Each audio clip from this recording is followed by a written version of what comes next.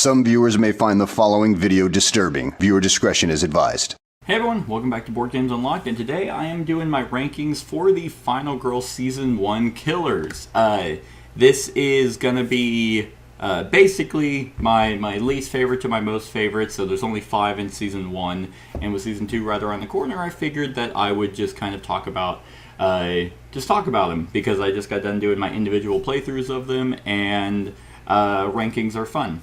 So, the caveat for this ranking is that I have only played these villains with their actual box set, so I haven't taken every single villain and played them at every location. That's something you can do, but if you were going to go out and buy just one box set, this is the killer and the location that you would get with them.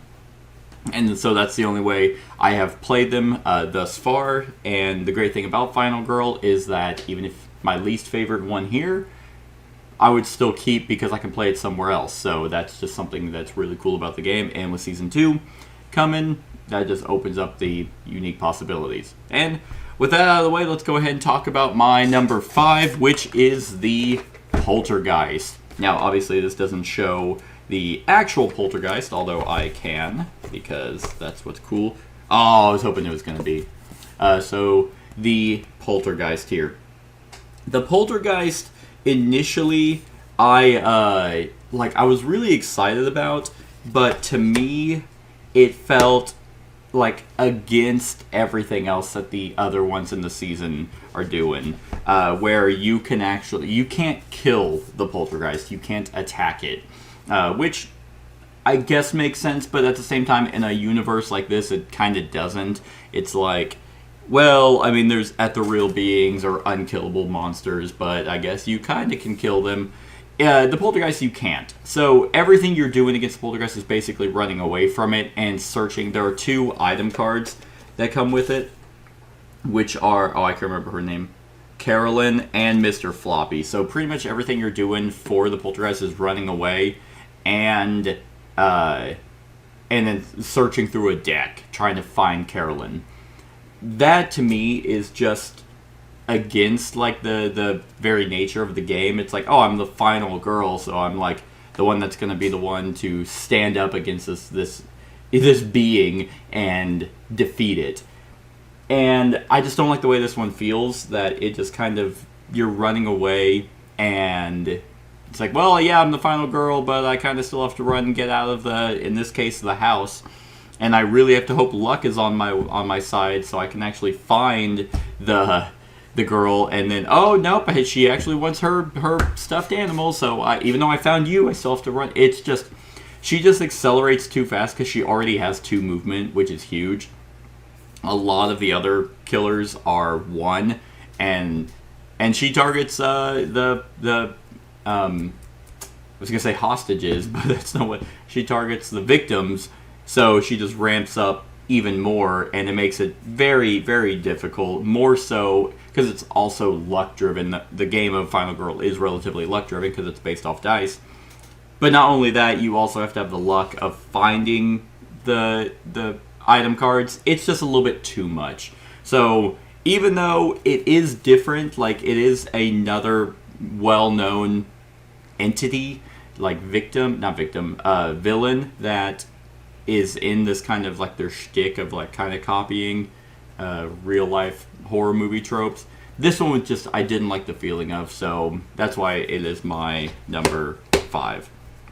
Could also be because the claustrophobia of the house might work better in a bigger map, but again, wow, oh, is that what you found on the web series? That's pretty cool. Stupid. But that's my number 5. That's the only one that I really actively disliked. The rest I enjoyed.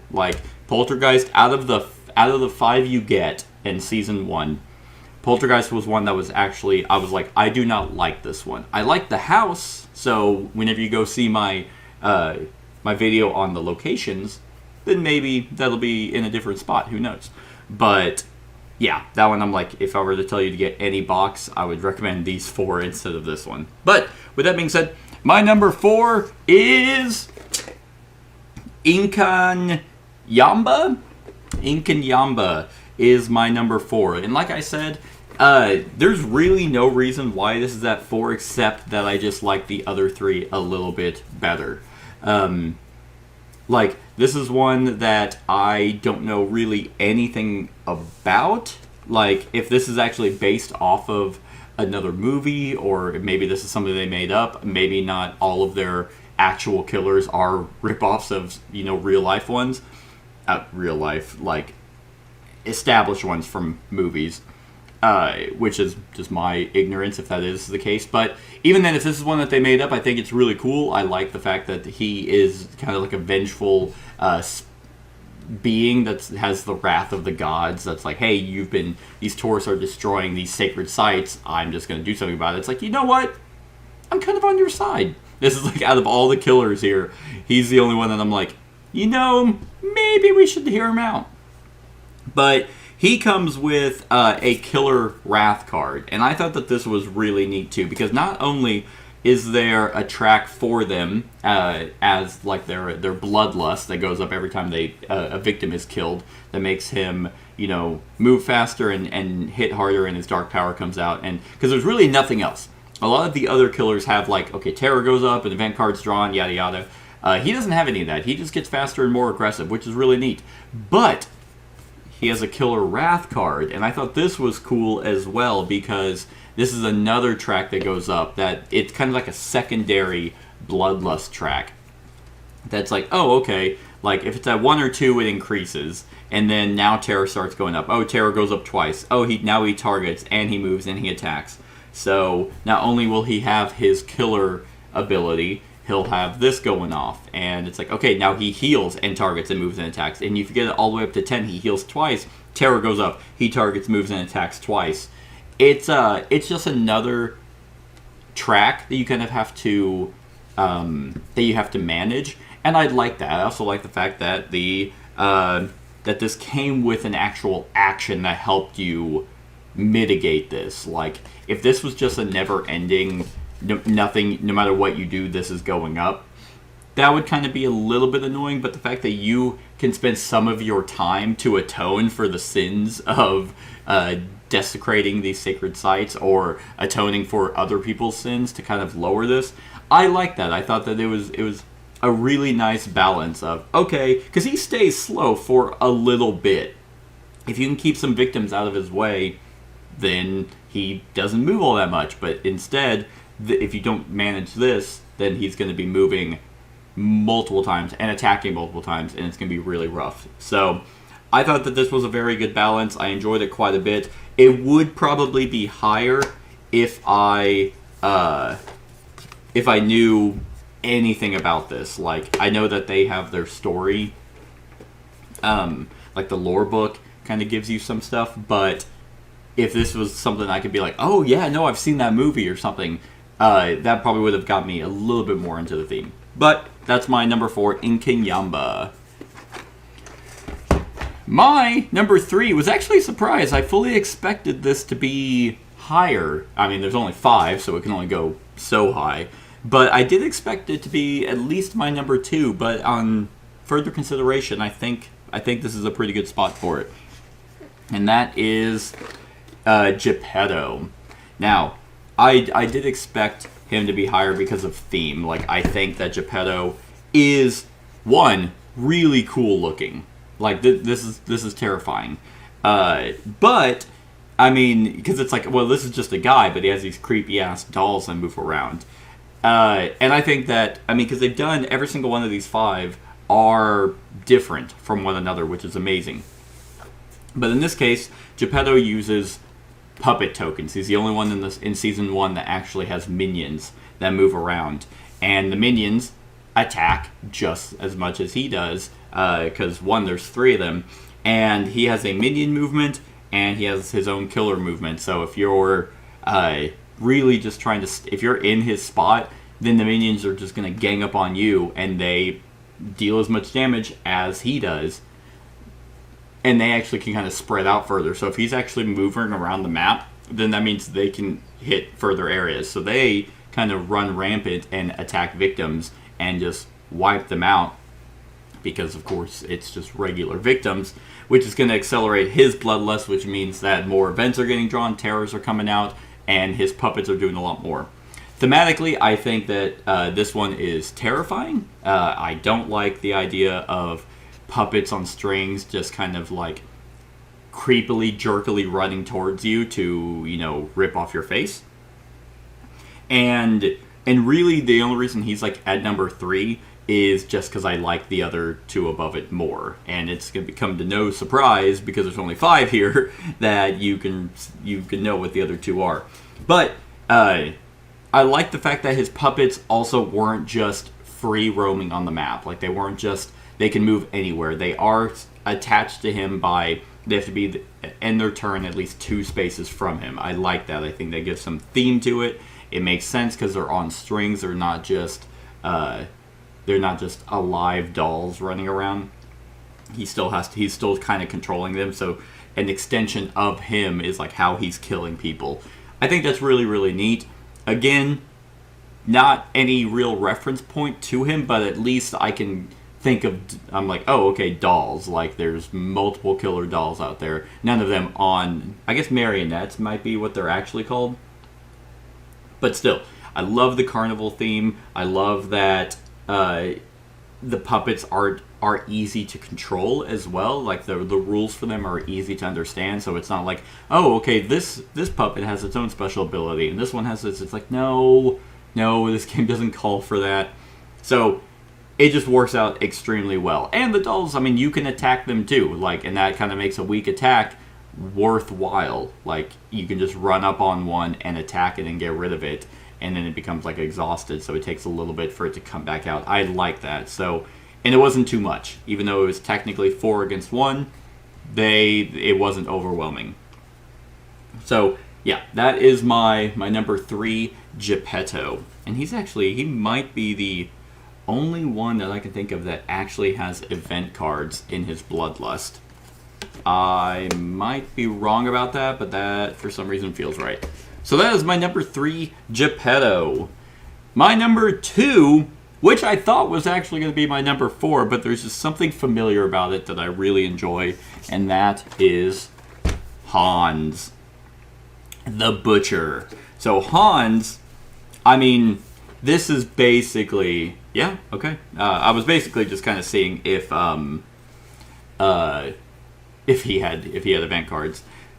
There is really nothing special about Hans. Like, and so for him to be at number 4 or at number 2 kind of surprised me. But again, this is kind of your Chainsaw Massacre Jason combination. Like, just this massive pig head wearing guy with a sledgehammer running around. It just does something for me. Like, my favorite slasher film. I'm not a big slasher film kind of guy. Like, they're usually my least favorite. But my favorite is actually Texas Chainsaw Massacre, which is the most slasher of them all. It's like the most brutal because it's kind of based in reality. So maybe that's why, because I think his inspiration was Ed Gein. And there's just something simple about Hans that I enjoy. The menacingly slow walk, because he stays at 1 speed for a while and doesn't hit 3 movement until the very end of this track. But he has a shit ton of health. He has 12 health. I think that's the most out of everyone here. So even if you run up and do your best attack, your critical blow and all that, you haven't even done half of his health. And so he's a slugfest. He's a big, hulking, 8-foot tall guy that's just like, no matter how fast you seem to be moving, he is just 1 step behind you. And it's that trope of, well, okay, he kind of teleported. Like, kid, is that an actual ability he has? On top of his dark power cards and, I mean, the finale cards, he is devastating because, I mean, his bloodlust track keeps terror up, so you have to do a lot of time and effort to keep terror down, but then that just means he's creeping towards you. The overall aesthetic of Hans is just familiar, and I like that. Like, that tense, overbearing presence of him, just, they hit the nail on the head for him. And again, there's nothing special about him. There's no special rules. He's the first one that you should play whenever you're learning Final Girl, because then everything else is like, oh, you can't kill them. Oh, they have their own separate track. They have minions. Nope, none of that. Just 12 health. 12 health is where he's at, and that's a lot. And then potentially 12 health, because if you knock him all the way down, there is a chance that he's not dead.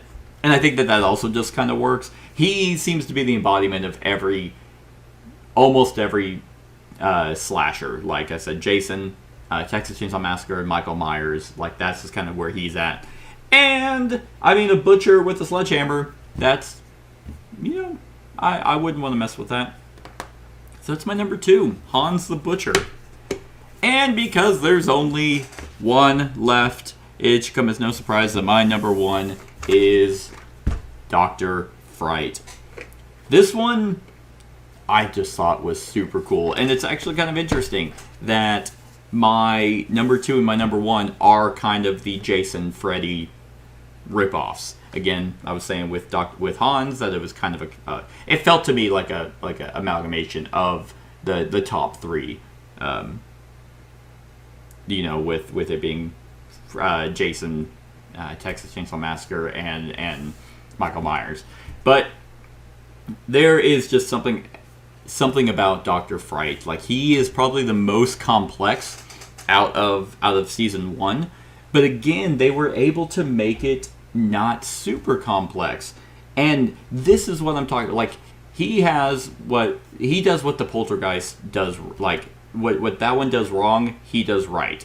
Where you can't attack him, you can't deal damage to him whenever you're awake, because there's an awake and a sleep state that you have to manage in this box. You can't damage him while you're awake, but he also can't damage you, which, like the Poltergeist, which is funny, this is my number 1 and that one was my number 5. The Poltergeist is like, well, she can still kill you, she can still damage you, she can kill all victims, and you just have to kind of deal with that, and you can't do anything about it. Well, Dr. Fright can still kill victims, and if there are no victims, he still runs towards you, but that's all he's doing. He can't actually attack you while you're awake. But whenever you go asleep, which gives your rest cards an alternate ability, is like, hey, you heal, but then you go into his boiler room. You go into the asleep state. Now he can, and now you have to maneuver his boiler room, trying to get to his location, fight him while you're in his boiler room. But you have to do this weird 4-grid kind of maneuver that, like, if you happen to move in the wrong direction, then he gets you, and that's how he attacks you. It's extremely tense. Even though it's 4 cards, your movement is like, you slide it up and you're like, oh, thank God he's not there. Okay, and I love the fact that they actually gave you some knowledge. It's not just flip a card and hope that he's not there. You can actually be like, okay, he didn't show up here, so I know he has to show up on one of the 4 grids. So do I move left? Do I move right? Do I keep moving up? If I keep moving up, there's a basically 50-50 chance that he's going to be there, and I can't block 4 damage. I love that they gave you some control. Not 100%, but you can at least hedge your bets a little bit more than being like, well, I just hope I'm right, and then end up dying anyway. They balance this one extremely well. This one is also incredibly terrifying, like Freddy Krueger would be if that was a real thing, where it's like, oh, well, I have to sleep, and he can kill me in my sleep. He can control whatever happens in my dreams, and I just have to deal with that. It's this one is just done so well. Even though it's the most complex, it's really not. I'm really trying to stay away from talking about the locations, because that's going to be its own separate ranking. But yeah, there's Dr. Fright just worked amazingly for me, so I'm very excited to see what they do. I mean, he increases terror. He ramps up actually kind of the most balanced. Like, he has 3 movement, or 3 attack for 1, then 3 for 2, then 3 for 3, and then a 4. But then he has ways to force you to fall asleep, so when you're like not as prepared, it's like, oh, event card, he actually makes you go to sleep, and now you're just kind of, and to even do anything, you have to escape his boiler room. So you can't like just willingly wake up. At some point you have to kind of move at least once, but you can push your luck and move more if you're really trying to get out. It's terrifying. Terrifying, and does everything right, in my opinion. So Dr. Fright is my number one for season 1, and yeah, that is it. That is the ranking of all season 1 killers. Season 2 right around the corner. I will be doing that as well. I'll be playing through all those and then doing a ranking for those killers. And then I know they have talked about season 3, so maybe when they say they're done doing all of them, and they're like, hey, season 3 was the last one for Final Girl, then maybe I'll do an overall ranking for all the killers. But as of right now, that is my thoughts on the season 1 killers. Let me know what you think of them in the comments below. Other than that, like, comment, share, and subscribe, and have a wonderful whatever time of day it is for you. Hey everyone, thank you for watching, and I really hope that you enjoyed the video. If you would like to see more of my content, go ahead and click that subscribe button and the bell to be notified whenever I upload any new content. If you feel like supporting the channel, you can go ahead and click that Patreon link to be taken to my Patreon, and any help is truly appreciated. Other than that, stick around for any other run-throughs or reviews or cool top 10s or whatever I feel like putting on. Other than that, like, comment, share, and subscribe, and have a wonderful whatever time of day it is for you.